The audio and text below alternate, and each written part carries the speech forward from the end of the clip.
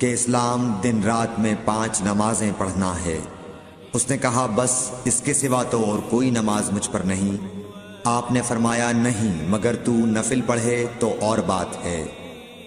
حضرت صلی اللہ علیہ وسلم نے فرمایا اور رمضان کے روزے رکھنا۔